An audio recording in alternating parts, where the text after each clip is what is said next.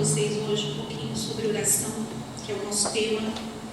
E o tema que eu vou estar falando com vocês nesta noite é oração de socorro. O que é socorro? Vamos orar, né? Não esquecemos de orar. Pode sentar. Senhor Jesus,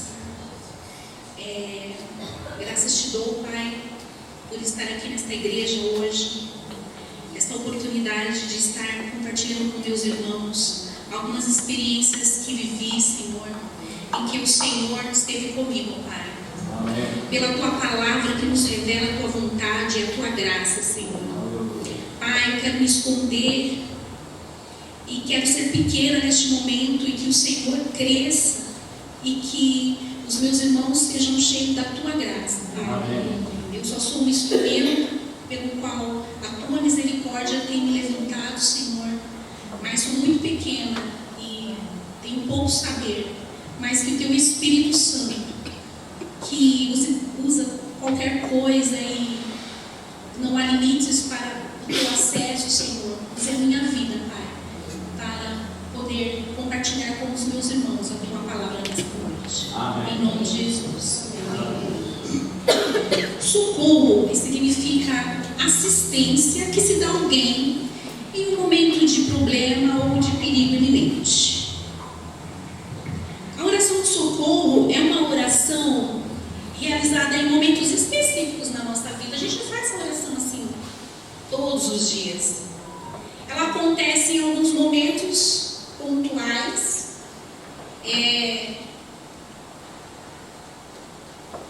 E ela tem uma situação que ocorre em nós que nos leva a buscar esse socorro de Deus. Na Bíblia você vai achar vários registros de orações de socorro, de pessoas que foi até Deus em clamor, pedindo socorro. Eu tirei dois exemplos aqui para compartilhar com vocês, um homem e uma mulher. Esse primeiro personagem, né, a gente foca muito em um olhar específico, logo de cara que a gente encontra nos textos, né, que é sobre desobediência. Jonas. Olha, quero dizer que vocês leiam o livro de Jonas, são 4 capítulos. Gente, né, eu já tinha lido Jonas há muito tempo e hoje eu tirei assim para ler de novo. É uma leitura rápida, 20 minutos para quem quer fazer uma leitura corrida, mas se você quiser estudar, acho que 1h30 você consegue buscar muito conhecimento ali no livro de Jonas. E Jonas é assim uma figura, e eu me vejo muitas vezes na situação de Jonas, e você também vai se ver assim, em muitas situações que a gente se aproxima de algumas coisas que Jonas faz, né? Não somente ele é desobediente, mas ele tem outras características ali que eu achei muito bacana. Até falei para meu marido, pregue sobre Jonas. É legal, tem muita coisa para tirar ali, muitas lições para a nossa vida, né? E para quem não conhece a história de Jonas, não vou contar aqui toda, mas Deus mandou Jonas fazer algo, ele não quis, ele pensou que podia fugir de Deus, e que ele podia comprar uma passagem de metrô, no caso que ele foi de barco, e fugir, que era fácil. Aí Deus, tão misericordioso, falou: Jonas, deixa eu te falar uma coisa, se eu quiser matar você, meu amigo, eu uso um peixe. Eu uso a natureza para fazer isso. Não preciso de muita coisa. E lá na barriga do peixe, Jonas entendeu isso. De que fugir não era o caminho, que obedecer era o certo. E ele fez essa oração de socorro. E foi um socorro. Olha só, tirei uma parte aqui que diz assim: em meu desespero, clamei ao Senhor e Ele respondeu. Aí tem um outro versículo que diz assim: do ventre da morte gritei por socorro. Jonas estava bem calminho nessa hora, né? Ele gritou, ele estava no ventre da morte, gente. Talvez a gente não saiba o que é estar dentro do ventre da morte. Não passamos por isso, mas Jonas sabe. E ele diz que no meu desespero, ele gritou. no ventre da morte. Jonas, vamos falar aqui, ó, a situação de Jonas é esse copo. E aí, né, lá no ventre da morte, Jonas entendeu que não dá para fugir. Estava preso. Às vezes tem situações na vida da gente que a gente se sente assim. Não tem para onde a gente ir.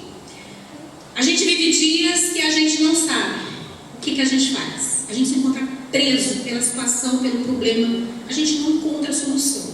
A gente está lá que nem Jonas, na dor e no desespero. Outro personagem, que é uma mulher muito admirável, a gente gosta muito de falar sobre ela, é sobre Ana, esposa de Eucana. Uma mulher muito tolerante, essa palavra que eu encontrei, porque o texto diz que há anos ela aguentava uma mulher que aborrecia ela. Ela era esposa de Eucana, e Eucana tinha uma outra esposa, porque Ana não era estéril, não gerava filhos. Então, normalmente lá naquela época, eles tinham uma outra esposa que gerava filhos. E essa outra esposa, Penina, ela tinha muitos filhos, ela era muito fértil. E ela ficava provocando Ana, porque Ana não tinha filhos. Agora imagina o inferno na vida de Ana. Aquela mulher, dia a dia, dizendo a ela: você é uma estéril, você não pode ter filhos, olha, eu tenho um monte de filhos, meus filhos são maravilhosos, enfim. E Ana, ano após ano, ela ia oferecer um sacrifício ao Senhor por tudo aquilo que era uma tradição, vamos dizer assim. Em um certo momento, eles iam até algum lugar e ofereciam sacrifício a Deus como gratidão dos filhos, dos animais, da colheita, de tudo que eles tinham. E foi assim. E a cada ano que Ana ia para lá, ela era humilhada por essa mulher. E chegou um momento, que é onde descreve no texto, que diz que ela, com uma amargura de alma, orou ao Senhor e chorou abundantemente. Porquanto Ana no seu coração falava e só movia os lábios, porém não se ouvia a sua voz. E por esse motivo, por esse desespero, o sacerdote Eli pensou que ela estava bêbada. Então chegou uma hora, eu quero a aguinha.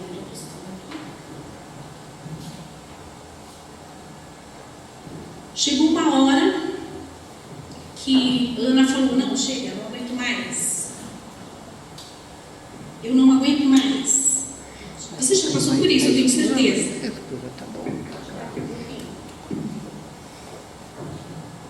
Ana, menina.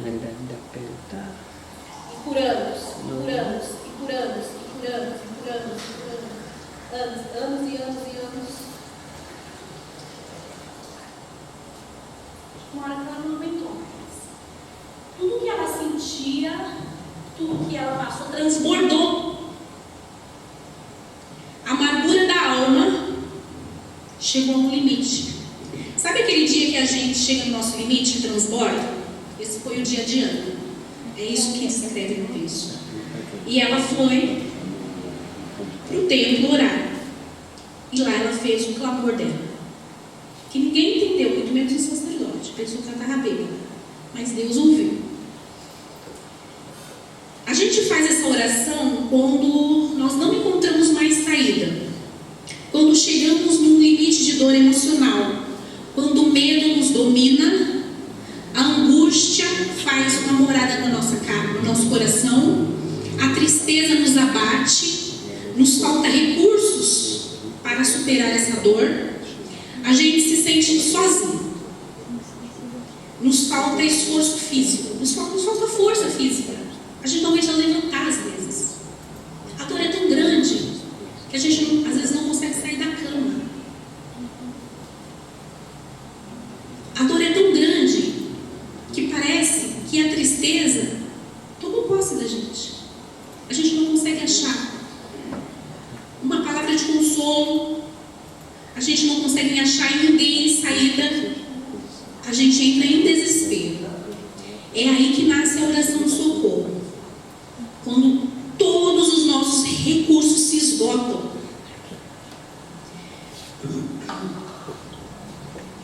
E a gente vê isso em vários salmos. Tem um salmo que diz assim: tem misericórdia de mim, Senhor, porque sou fraco. Sara-me, Senhor, porque os meus ossos estão perturbados. Gente, ossos perturbados. Até a minha alma está perturbada, mas tu, Senhor, até quando? O salmista, ele mostra aqui toda a fragilidade dele, né? A dor que ele sente, uma dor emocional, ela se torna uma dor física, né? Isso já é científico, que uma dor emocional chega a doer os nossos ossos. Por isso que ele fala aqui da perturbação dos ossos, de dor física, né? Salmo 6, esse salmo. Outro salmo que diz assim: por que está longe, Senhor? Por que te esconde no tempo da minha angústia? Salmo 10. Há momentos que a gente não consegue ver Deus. Isso não é falta de fé. Isso é a agonia que a gente está vivendo. Eu não sei se você já passou por um momento assim, de total desespero. Mas é exatamente isso que esses salmos vem dizer. Outro diz: ó Deus, até quando esquecerás de mim? Serás para sempre? Porque quanto tempo esconderás de mim o teu rosto? Até quando terei que suportar este sofrimento? Até quando meu coração se encherá de dia e de noite de tristeza? Até quando os meus inimigos me vencerão? O outro salmista diz: como água me derramei e todos os meus ossos se desconjuntaram. Gente, isso é força. O meu coração é como cera, derreteu em meio às minhas entranhas. A minha força se secou como um caco. A língua que se apega no paladar, e me puseste no pó da morte. É sobre isso que é uma oração de socorro. É sobre a gente chegar num limite, no nosso último recurso. E mais uma vez, isso não é falta de fé. Não é falta de fé, mas é um rasgar da alma.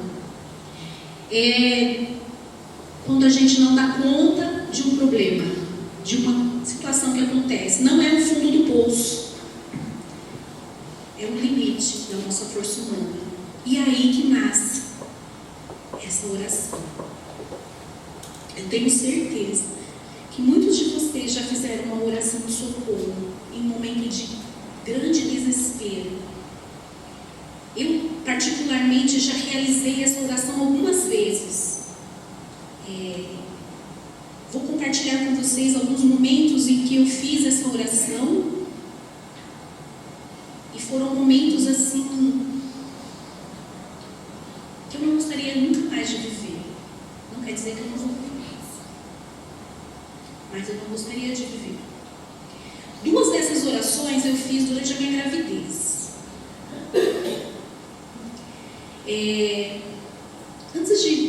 Assim que eu me casei, Deus fez uma promessa para mim. Eu estava na minha casa orando por algumas situações e Deus me fez uma promessa. Tinha que uns 2 meses de casar. E Deus falou para mim assim, que quando eu tivesse meus filhos, Deus começaria um ministério na minha vida e na vida do Daniel. 3 pessoas confirmaram isso em momentos esporádicos da minha vida. Umas 3 semanas depois que Deus falou comigo isso na minha casa, a Rosana, a esposa do Brás, acho que vocês lembram aqui, ela chegou e falou assim: eu estava orando por vocês em casa, e Deus falou algo e disse assim, que quando vocês tiverem os seus filhos, Deus vai começar um ministério na vida de vocês. E passou-se muitos anos, eu estava grávida do Gabriel, de uns 6 meses, 7 meses, não sei, eu lembro que eu estava muito barriguda. Veio uma pessoa veio aqui na comunidade, e ele veio orar pela gente, por mim e pelo Daniel.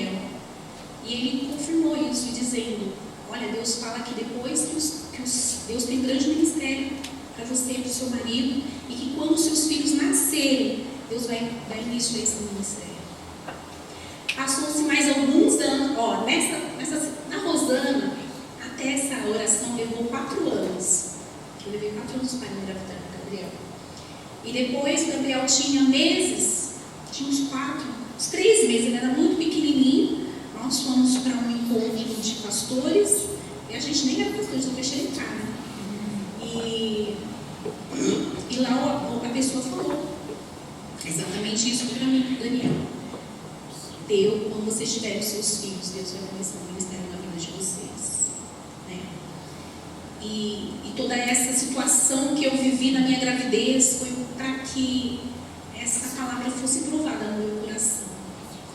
O inimigo tentou de todas as formas roubar, na verdade, de fazer para que isso não se cumpra, é a vontade de Deus. Na gravidez do Gabriel foi uma situação que eu vivi no meu trabalho, naquilo que eu fazia, e que o inimigo usou, da fragilidade que eu estava, para me perturbar grandemente. E eu me lembro do dia que eu fiz essa oração de socorro, porque eu cheguei no meu limite de lutar.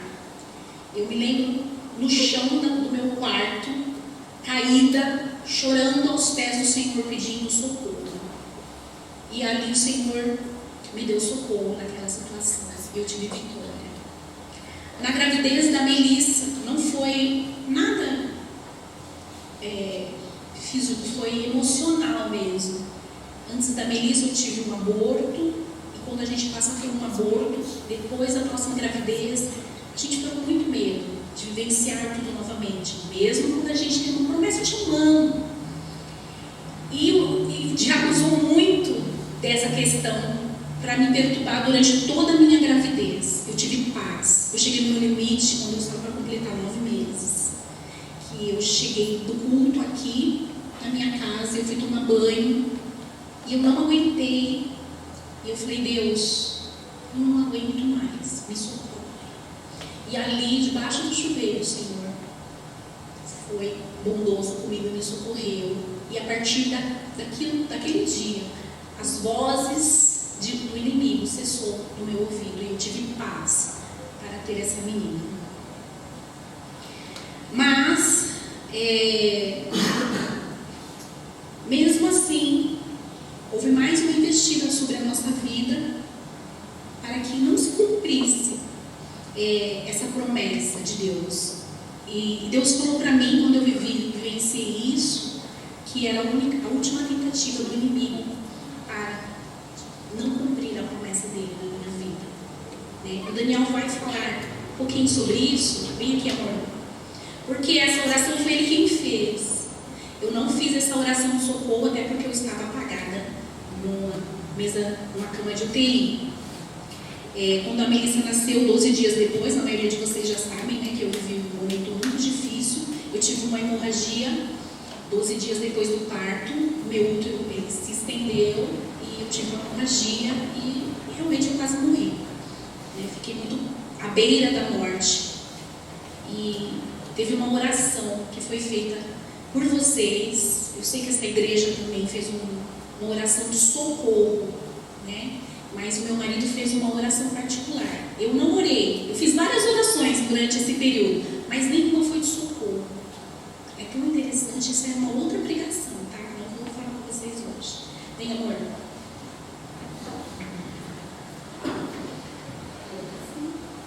Bem lindo. Vem aqui, ó.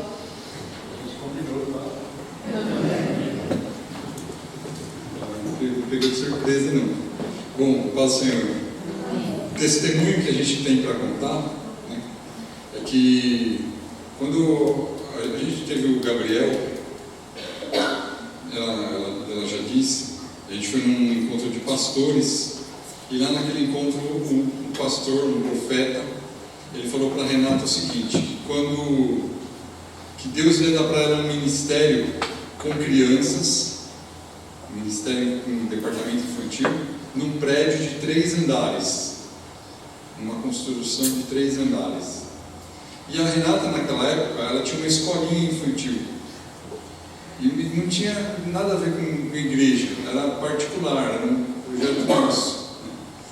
E não tinha acontecido ainda esse. Foi passando um tempo e o Gabriel foi crescendo. Ela ficou grávida da Melissa. E não aconteceu esse ministério com crianças, não aconteceu nada. Até que teve o dia que a Renata teve a hemorragia, a tal da hemorragia, e foi para o hospital, foi para o UTI, e eu vi a minha mulher morrendo. Eu vi ela morrendo, porque ela perdeu o batimento cardíaco, ela perdeu a pressão arterial, ela foi apagando, não foi morrendo literalmente, né? Tanto que no prontuário dela eles colocaram pré-óbito, que ela chegou ao ponto de quase estar morta. E nesse momento eu entrei no banheiro do hospital, eu dobrei o meu joelho no chão do banheiro do hospital, e eu orei e falei o seguinte: Deus, o Senhor falou que a Renata ia ter um ministério com crianças num prédio de 3 andares, isso uns 4 anos antes. E isso não se cumpriu. Então foi mentira? A palavra é falsa? Foi um falso profeta? Se foi o Senhor quem falou aquilo para a gente, eu quero a Renata viva. Senão eu nunca mais vou acreditar em nada. E saí do hospital, saí do banheiro.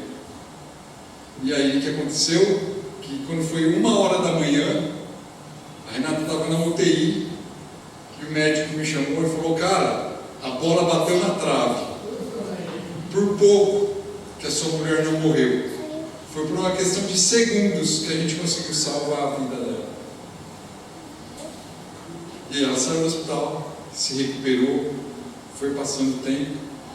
E quando foi coisa de 1 ano, 2 anos depois, passaram para a Renata, ela foi convidada a receber o departamento infantil na nossa igreja, que fica num prédio que tem quantos andares tem esse prédio aqui? O sobrado tem quantos andares? Tem 3 andares. Ela começou o departamento infantil no subsolo, mas o prédio já tinha 3 andares e hoje o departamento infantil ocupa o prédio inteirinho, os 3 andares. Então foi o meu clamor por socorro, foi dessa maneira, e foi assim que Deus cumpriu a palavra sobre a vida da Renata. E já tem quantos anos que você está no departamento infantil? Mais de 20 anos que isso aconteceu. Não, mais de 20 anos. Tem 18, a Melissa tem 18 anos. Já fui no ministério. Que ela já foi antes. Então, mas tem 18 anos que isso está. A bênção se cumpriu. Amém? Glória a Deus. Parece que ele contando foi tão fácil, né? Você não tem noção. A gente não tem noção do que aconteceu naquele banheiro. E de como esse clamor foi angustioso. A gente não tem noção, né? Porque essa oração, a gente normalmente ela é solitária. Ela não é na frente das pessoas. Ela é na caverna. Ela é num lugar onde só tem você e Deus. Ou até na barriga do peixe. Mas soltava Jonas ali. Não é uma oração que você gostaria que as pessoas vissem. Porque ninguém quer mostrar ao outro a fragilidade. Ninguém quer mostrar para o outro o rasgar de coração. Essa é uma intimidade nossa, que ela é feita com Deus. Né? Teve uma outra situação que eu vivi, que talvez foi até mais dolorida do que esta que o Daniel relatou para mim. E a gente não consegue entender as coisas de Deus, né? Às vezes eu mesmo não entendi essa situação, o que aconteceu durante essa situação que eu vivi. Eu já pensei em várias coisas, mas enfim, o Senhor sabe de todas as coisas. Mas eu passei por uma experiência muito difícil, num dia muito mau.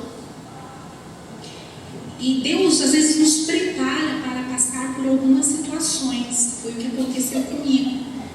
Eu estava lá no meu ateliê, costurando, E veio, eu gosto de ouvir pregação, porque eu estou estudando, que eu não consigo ler, então estou ouvindo.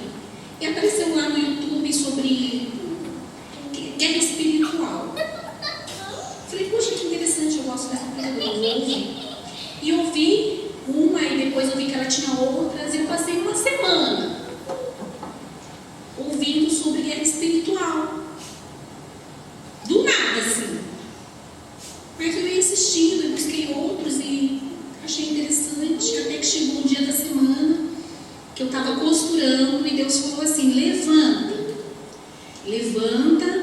e vai orar pela sua casa e repreenda Satanás. Eu me levantei, fui obedecer ao Senhor, não entendi, não tive discernimento, comecei a orar. Orei pela minha casa, orei pela cada cômodo da minha casa e não tive discernimento de nada. Deus não me mostrou nada. Não vi demônio. Mas quando eu passei pela um porta-retrato que tem assim na minha casa, da minha família, as pessoas falaram assim no meu coração: filha, se prepara, porque você vai sentir uma grande dor. E a gente é tão ingênuo, igual o Jonas, né, achando que ia passar. Eu tinha passado por uma situação no rim, que eu precisei internar, passar por um procedimento, né? Eu falei, ai meu Deus, eu vou ter problema no rim de novo. Ai meu Deus do céu, eu vou viver aquela dor que todo mundo fala no rim, que eu tive dor, mas não foi aquela. Parece um parto, que todo mundo fala. E esse foi meu medo, eu comecei, né, lá no desespero. Ai, se fosse o rim, estava bom. Mas não foi o rim. Foi outras situações que me levou. E eu acho que eu ainda não tinha conhecido dor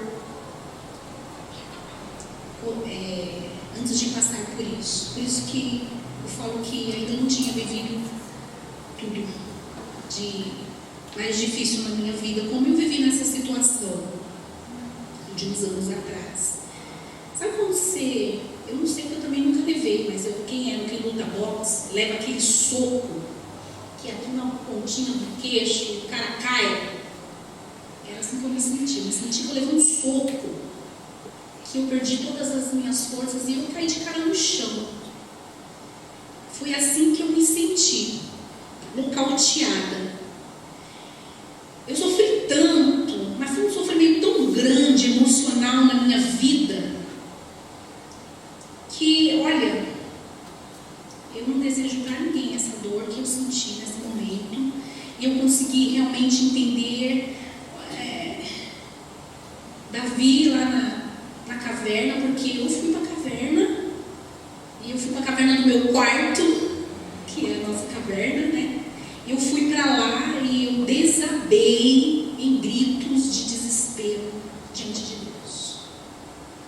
Mas era uma coisa que eu não tinha controle, era uma agonia. E eu lembrei de Ana, sabe? Eu lembro dessa situação, eu lembro de Ana, que foi considerada bêbada, porque eu não conseguia falar, eu só chorava e gemia, mas era tão alto que eu acho que meus vizinhos escutaram na rua. Eu fui muito, era um desespero que eu sentia, e eu tentava abafar e ficar, sabe, me controlar, mas eu não conseguia controlar aquela dor ali no meu quarto, não conseguia. E eu dizia para Deus mentalmente, porque eu não conseguia falar, eu perguntava, por que, Deus? Por que eu estou vivendo isso? Por que, Senhor? Às vezes, no momento do socorro, a gente faz questionamento, a gente não entende. Não é pecado, a gente quer saber o porquê. E eu não tive resposta.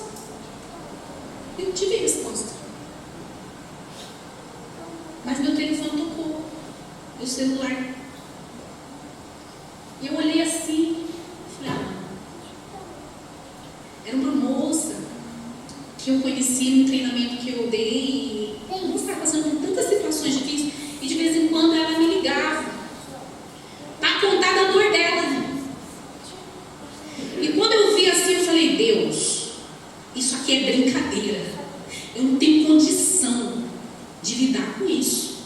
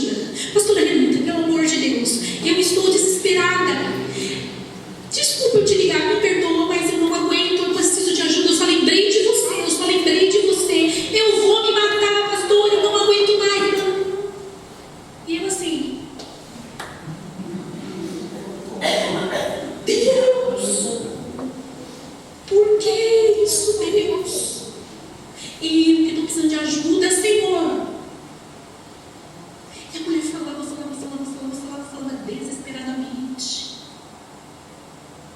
E o desespero dela era maior que o meu. Hoje eu consigo entender isso. Na hora a gente vê. Mas eu não queria tirar minha vida, ela queria.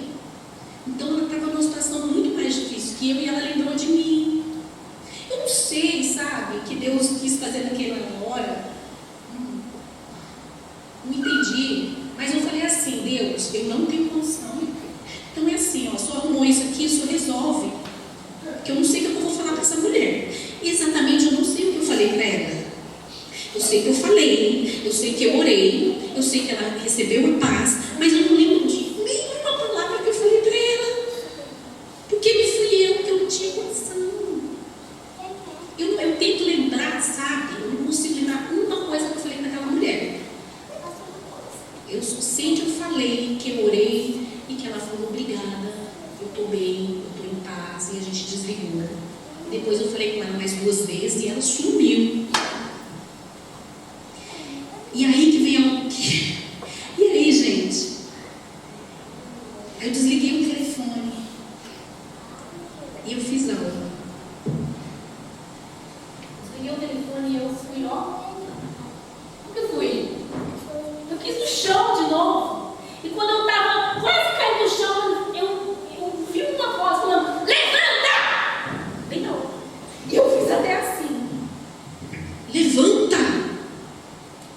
O que você está fazendo aí? Você já chegou, já enxugou o choro. Você já ministrou na vida de alguém e está buscando o chão.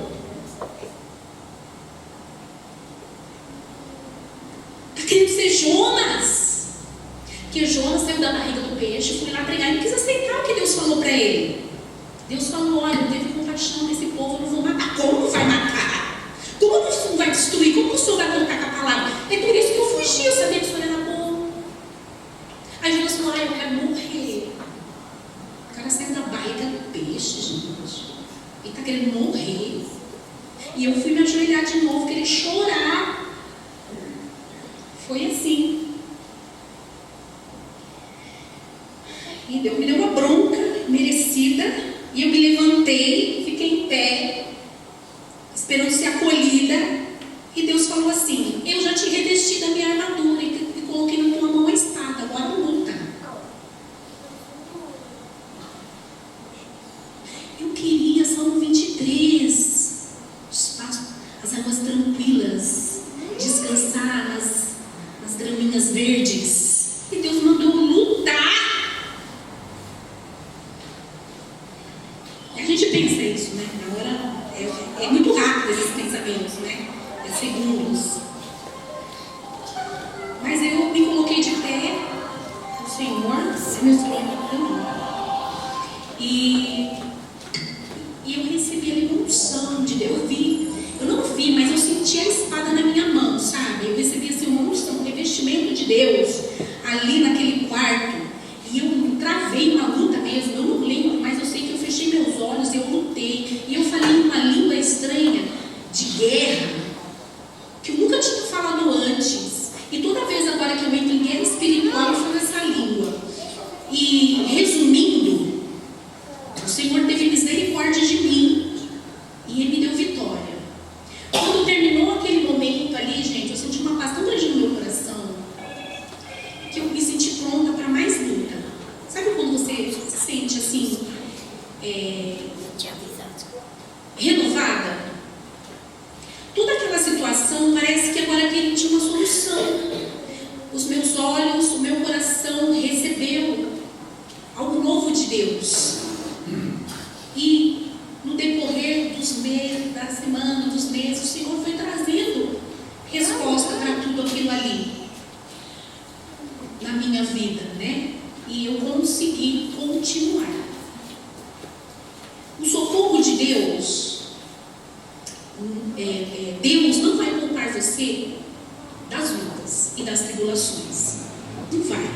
Ser cristão não quer dizer que você não vai sofrer. Muito pelo contrário. Aquele que nem seu próprio filho poupou, vai poupar você? Não, porque a gente vive no mundo, a gente tem aflições, a gente tem doenças, a gente tem dificuldades, a gente passa por decepções. É a nossa vida. Deus não vai nos poupar disso. Até porque tem versículos que diz que as lutas nos faz crescer em Deus, em fé. Então, às vezes, o que nós passamos traz para nós um crescimento espiritual. Claro que ninguém quer, mas Deus sabe a nossa necessidade. O que eu entendo é que o socorro de Deus não vai faltar na nossa vida.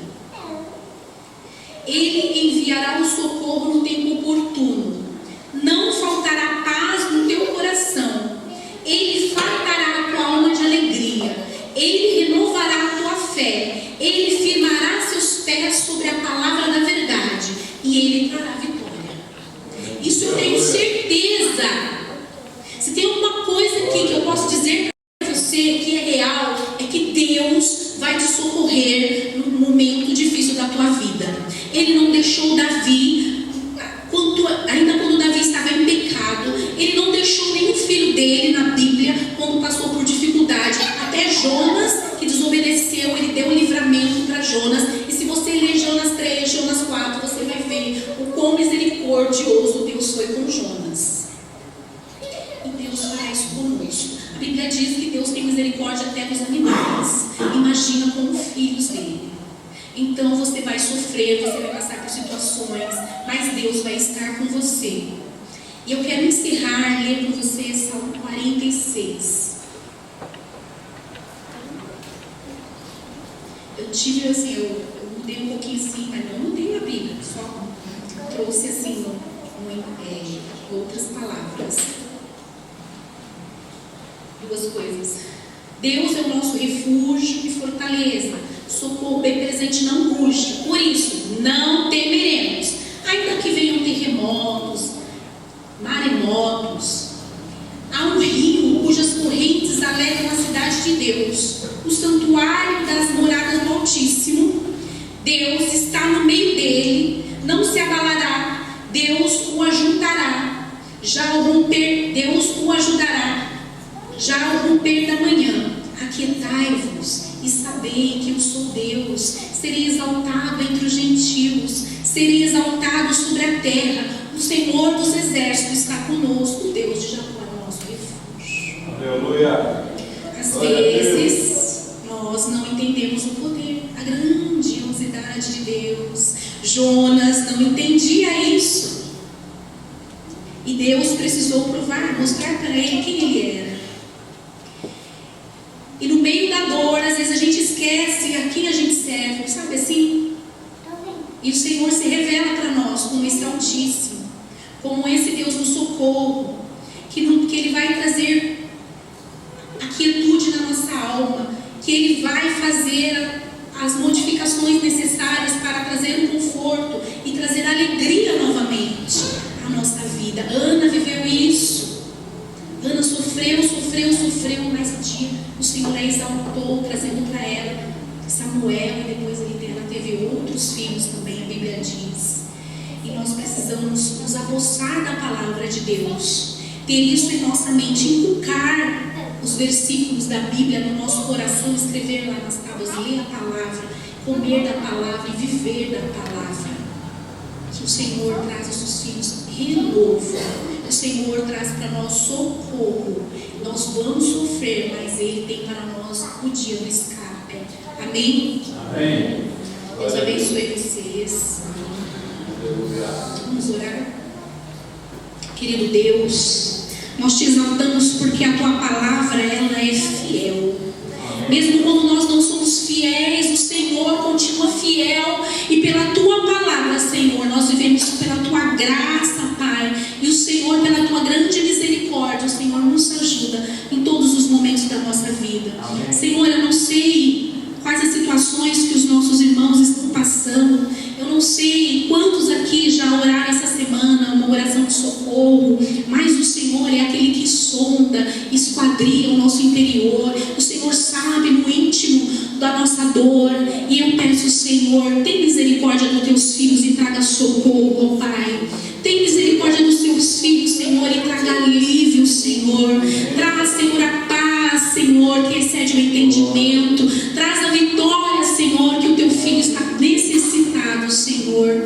Nós te agradecemos, ó Espírito Santo,